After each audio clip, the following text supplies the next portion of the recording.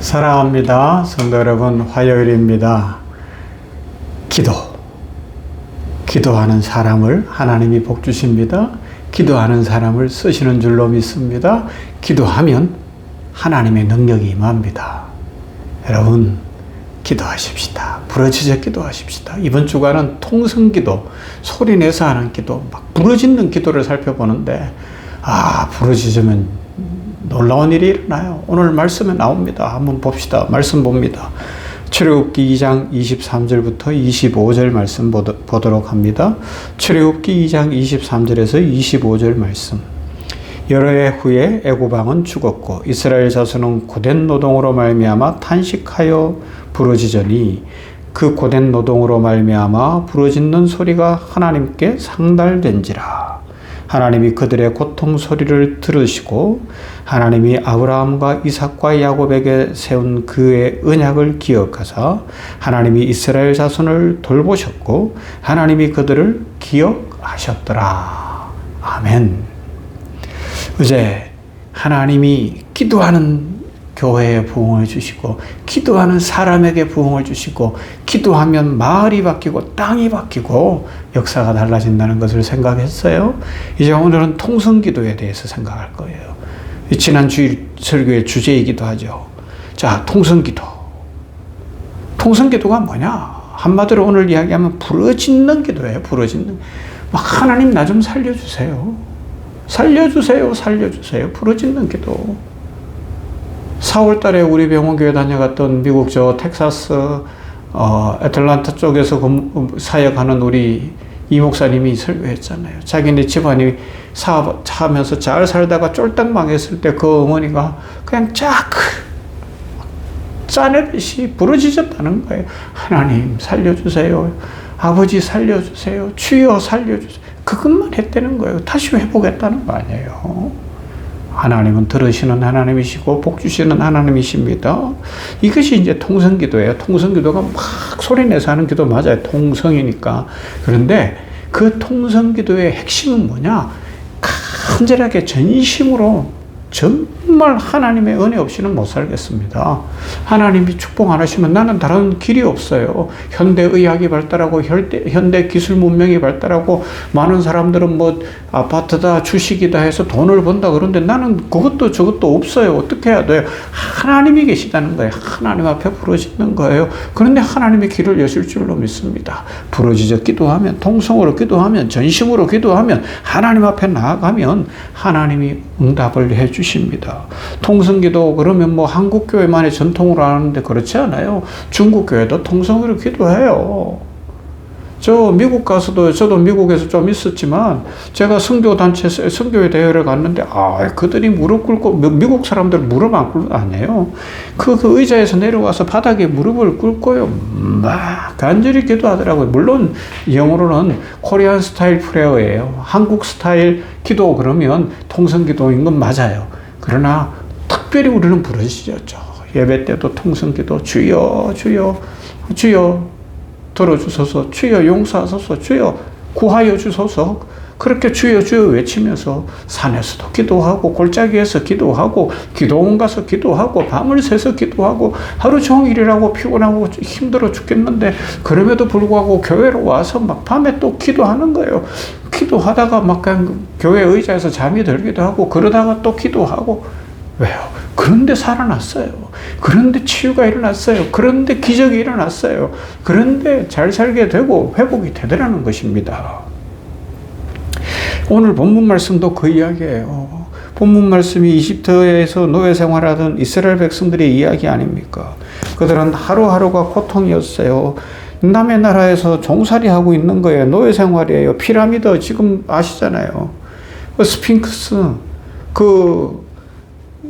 파라오들의 무덤들, 얼마나 큰 돌들을 가지고 만들어 놓은 거예요. 그걸 이스라엘 백성들이 다 만든 거로 나오는데 그 노예 생활을 할 때에 요새 같이 큰 크레인이 있는 것도 아니고 포크레인이 있는 것도 아니고 불도저가 있는 것도 아니고 사람 손으로 돌을 자르고 옮기고 쌓고 해야 되는데 얼마나 힘들겠어요. 사고도 많이 났을 거예요. 그때 어떻게 한다고요?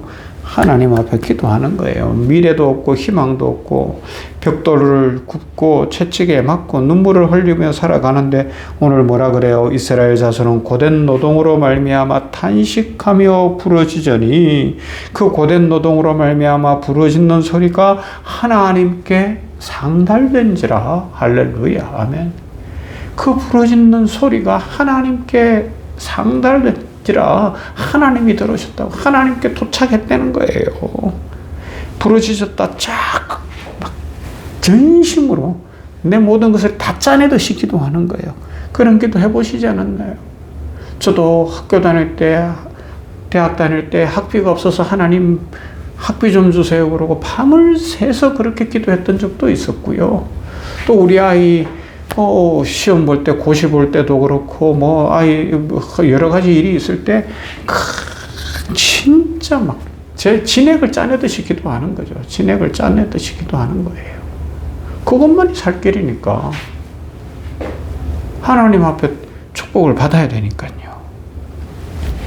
부르짖어 기도하는 거예요. 점잖게 기도한 것이 아닙니다. 절규했어요. 울부짖었어요. 살려달라고 외쳤어요. 그리고 하나님은 그 소리를 들었습니다. 이 말씀을 통해서 우리는 몇 가지를 기억해야 돼요. 모세는 위기 때마다 부르짖었다는 거예요. 모세의 삶이 평탄하지 않았어요. 바로의 궁궐에서 자랐지만 하루아침에 광야의 도망자가 되었어요. 다시 부름을 받아서 80세의 민족의 지도자가 되었지만 그 이후의 삶도 쉽지 않았어요. 백성들은 끊임없이 원망합니다. 물이 없다고 불평합니다.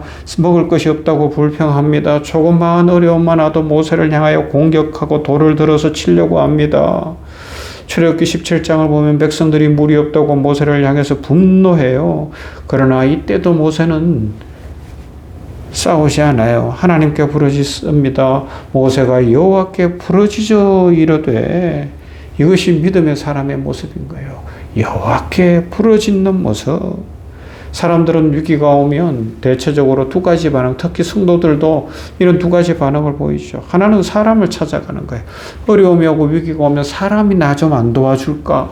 그런데 우리 인생 살아보지만 다 자기 살기 바쁘고 자기도 힘든데 누구를 얼마나 도와주겠어요?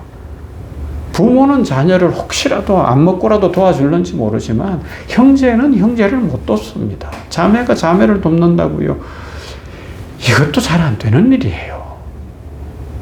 사람이 사람을 돕는 일이 참 어렵습니다.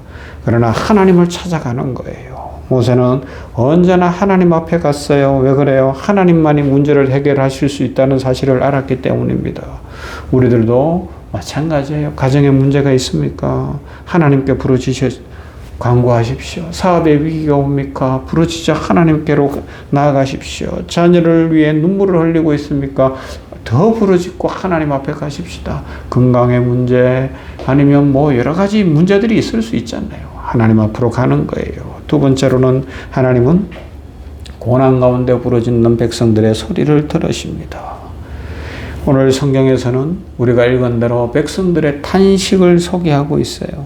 그들은 정치적으로 노예이기 때문에 아무런 힘이 없어요. 노예이기 때문에 경제적인 능력도 없어요.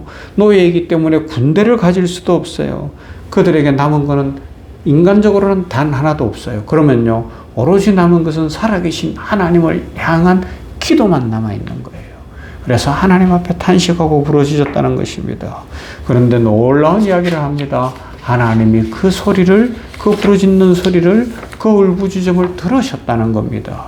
여러분, 우리 하나님은 멀리 계신 분이 아닙니다. 우리가 흘리는 눈물을 보고 계시고요. 우리가 밤에 잠 못 이루며 드리는 기도를 들으시는 분이시고요. 사람들은 우리의 눈물을 몰라도 하나님은 눈물병에 담으시고요. 하나님은 우리의 고통을 다 이해하시고요. 축복하십니다. 지금도 눈물로 하루를 시작하는 분들도 있을 수 있고요. 여러 가지 걱정과 두려움으로 사로잡혀 있을 수도 있어요. 그러나 오늘 성경은 분명하게 말씀합니다.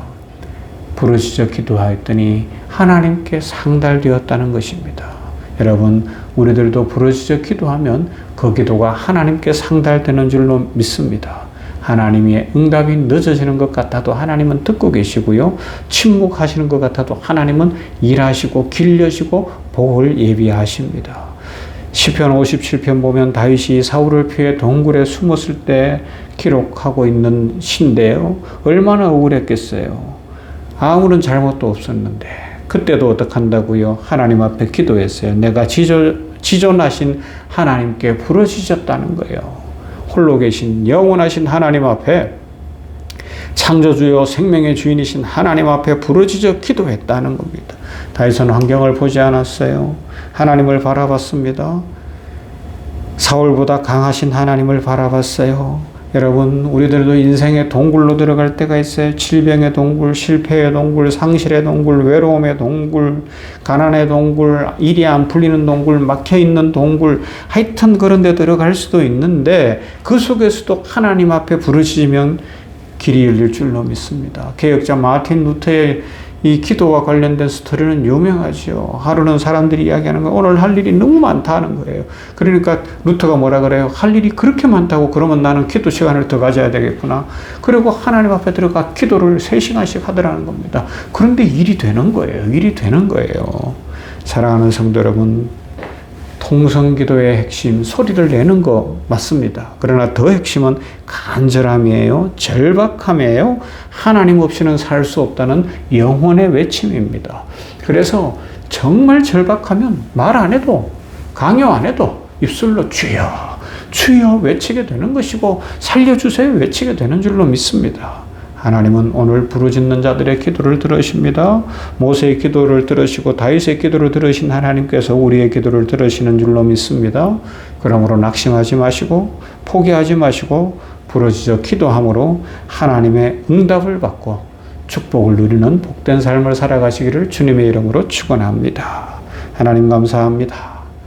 통성기도, 소리내야 하는 기도, 한국교회는 이것으로 살았는데 우리들이 오늘 이 시대에 이 기도를 회복하게 하시고 통성기도의 핵심은 간절히 전심을 다해 하나님만 찾는 것이고 하나님 앞에 내 마음을 다 드리는 것이고 진심으로 드리는 기도며 하나님 앞에 나의 아픔과 고통과 문제와 어려움과 절박함을 쏟아내는 것인데 이 기도를 회복함으로 말미암아 모세가 그랬던 것처럼 이스라엘 백성들이 그랬던 것처럼 다윗이 그랬던 것처럼 아버지 하나님 우리들도 기도에 응답받고 사는 인생이 되게 하여 주시옵시고 주의 축복과 은혜 가운데 거하며 마틴 루터가 그 어려운 시기에 교회를 개혁할 수 있었던 것도 기도하여 놀라운 하나님의 축복을 누린 것처럼 오늘 우리가 간절히 기도하여 절박하게 기도함으로 우리 가정에 복이 넘치고 교회가 부흥하고 병원이 잘 되고 이 나라와 민족이 새로워지고 선교가 이루어지며 전쟁이 그치고 호르무즈 해협이 열리고 주의 축복을 누리도록 복을 내려 주시옵소서.